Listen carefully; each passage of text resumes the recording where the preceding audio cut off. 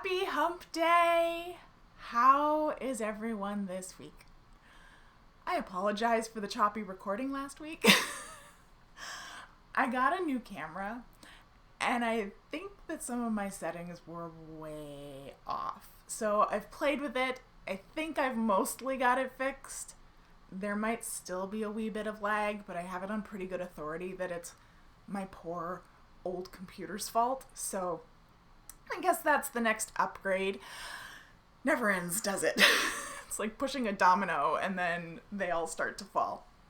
Congratulations to Americans today. The world is sighing with relief for you.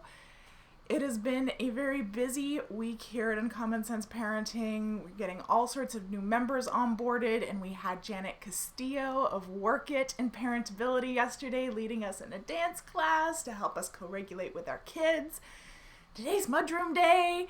Tomorrow I'm speaking for a summit I'm participating in, so keep your hats on and I'll let you know all about that soon enough. Just, lots going on, which is great. I love being busy, especially while stuck at home under a stay-at-home order. If you can't go anywhere, you might as well have lots of stuff to fill it with, right?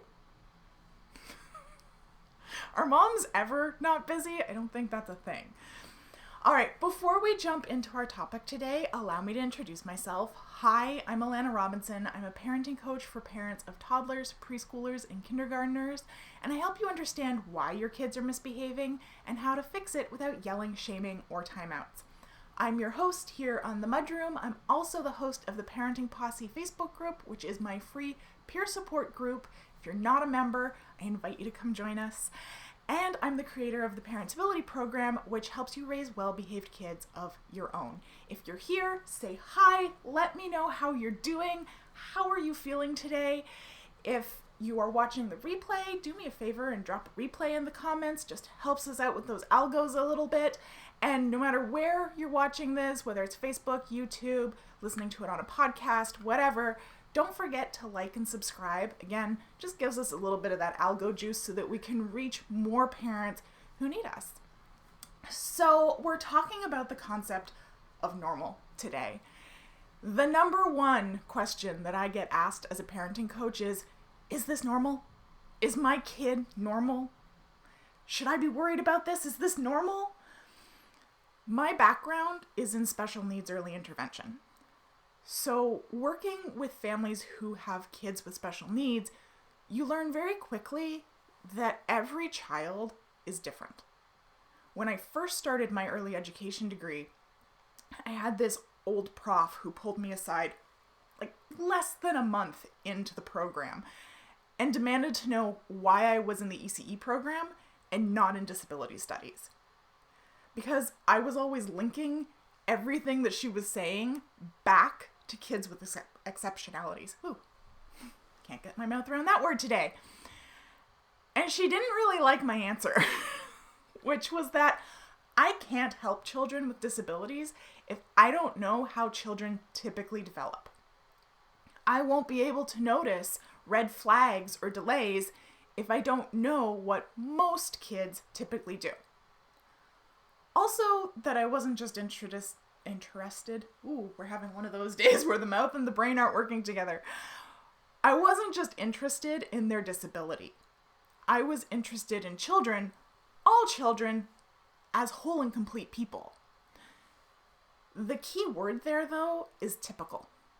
Not normal, just typical. Meaning how something usually happens. Every single human being on this planet has something about them that isn't typical. I personally have a laundry list. I'm hypoglycemic. I have mild OCD. I'm dyscalculic. I have a lot of food rigidities, and I'm left-handed. Does that mean that there is something wrong with me?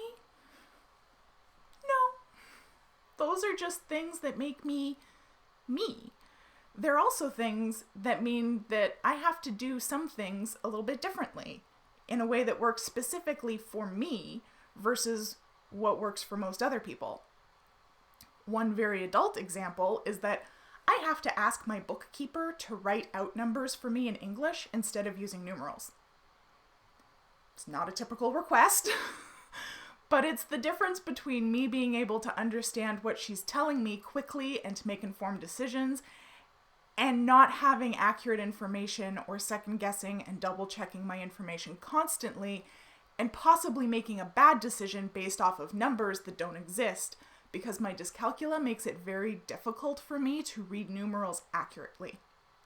Just one tiny example of what that can look like for me personally as an adult.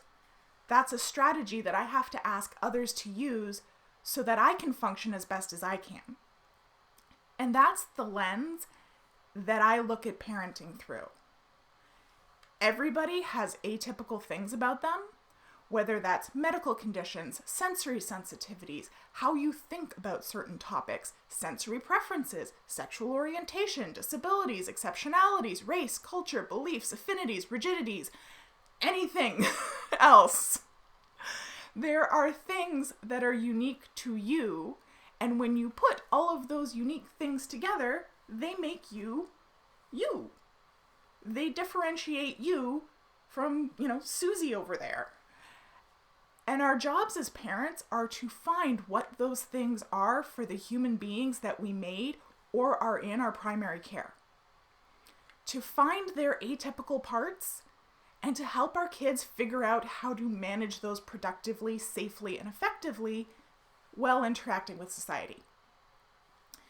Which is one reason that I focus so much on the neuroscience and the developmental aspects of raising kids, because you can't tell if something is unique to your child or not if you don't know what's typical. If you don't know how it works for most kids, right? Typical is not a stick that we're measuring them against, it's a baseline. But also because it helps us focus on figuring out who our kids are versus who we imagined them to be. It focuses less on the version of our kid that we have in our heads and more on what they're telling us about themselves. And the magic there is that if we can correctly interpret all of that information that our kids are telling us about themselves, their behavior usually drastically improves, because kids do well if they can. Now, the problem, the stick in the spokes as it were, is that one, most of us aren't looking at parenting this way. We're looking at our child's behavior as something that they do to us versus as a form of communication. We see it as an attack, and our kids are on the opposing team. And we think being a successful parent is winning every battle until they turn 18, and then we can declare that we won the war. And two, our kids don't necessarily know what they're telling us about themselves either. They're figuring it out as they go along too. Your 3-year-old isn't whining to piss you off. Your 3-year-old is whining for candy because they feel lethargic and therefore unable to keep themselves safe. So they perceive that the candy will give them the energy to be alert enough to keep themselves safe. But they can't vocalize that. They don't have the vocabulary or the self-awareness to be like, hey, Mom, so listen, I'm feeling really sluggish today, and I know that if I keep feeling this way, I'm not going to be able to meet your expectations. So I would really like that bag of gummy bears that I know that you keep hidden in the upper cabinet in the kitchen, because I think that those would give me the glucose I need to be more alert and therefore be able to do the things you're going to ask of me over the next 2 hours. Most adults don't have that self-awareness, right? So kids just do what they think will get them what they inherently know that they need. But they don't necessarily know how to express that to us. It's up to us as adults to help them figure out what it is that they need, or what skills that are weak and are causing them to use up too much energy to meet our expectations, or what stressors are causing them to feel unsafe or dysregulated. And that's basically impossible for us to do if we aren't looking at behavior as communication.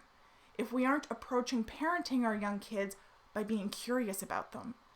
If we're focused on manipulating our children into compliance versus helping them understand the world around them and how to effectively interact with it. All of this is to say, what works for one family isn't going to work for another. What works for one person isn't going to work for another. Every family and every person within that family is unique and has different needs. Normal, as a standard, does not exist. It's a setting on the dishwasher. So I am extremely wary of any system or guru that doesn't create that space for individuality, for that personalization. We at Uncommon Sense Parenting start with the evidence. We start with what everybody has in common. The very, very, very basics of how children learn and grow. Because you've got to start with a wide base. And then as we learn about our kids, and we learn about their preferences and their personality and their perspective and their environment and all of that, we tweak and we troubleshoot and we personalize everything. It all sits within the evidence. But that uniqueness of every family and every child is at the core of how we do things at Uncommon Sense Parenting. It's why I don't do one-off consultations. People ask me for them all the time. But I don't do them because I can't get to know my clients in a one-off 1-hour call. I can tell you what works for most kids. I can give you very general information, but I can't personalize anything without getting to know you and your child. It's why ParentAbility is an ongoing membership, because this is a lifestyle change. It's not a course you go through and then, you're done. They are constantly changing and developing and growing, and therefore they're always discovering new information and being put in different situations where there's new stressors, and so our job is never really done. But it does get easier as decoding this information gets more habitual. We get more practice at it, and so do they.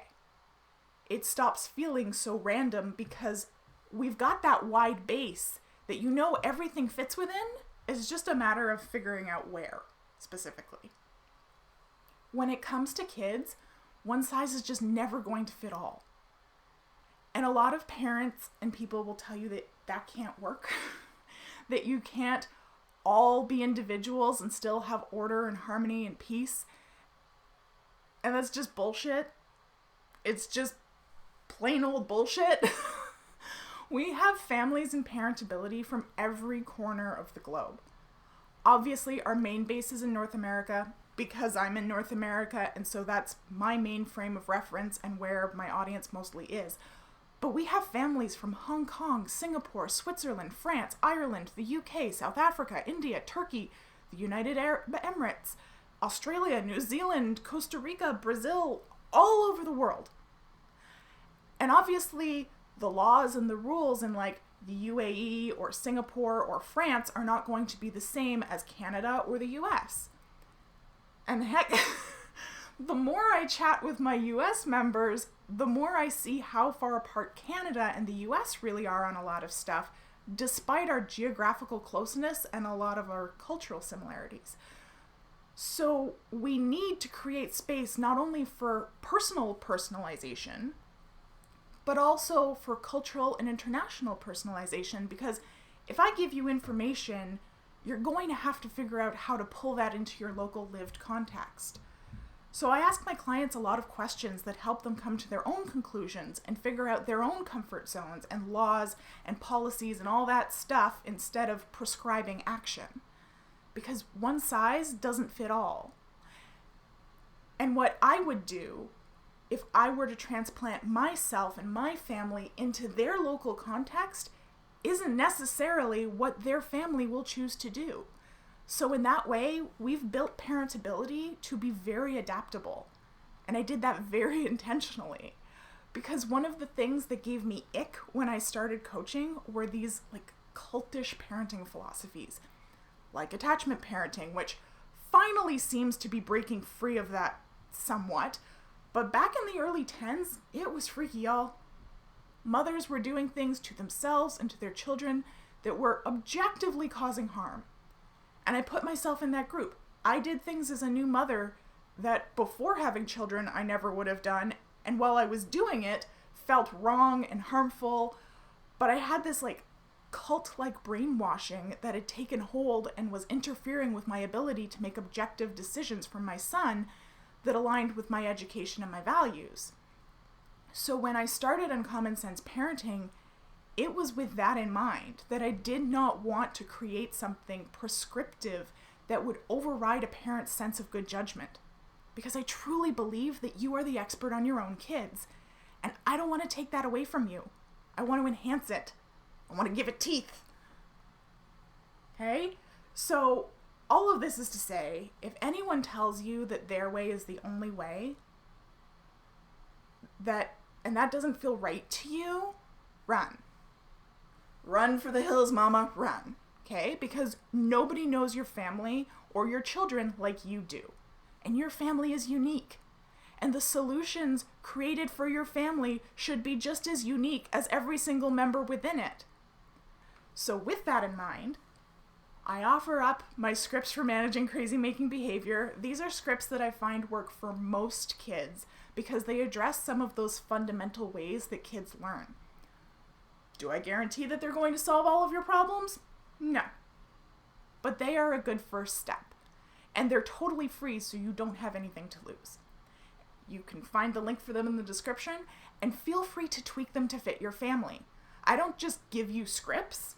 I explain why they work, so you can adapt them without getting rid of the components that are at the root of their effectiveness. Okay? All right. Thank you so much for being here with me today.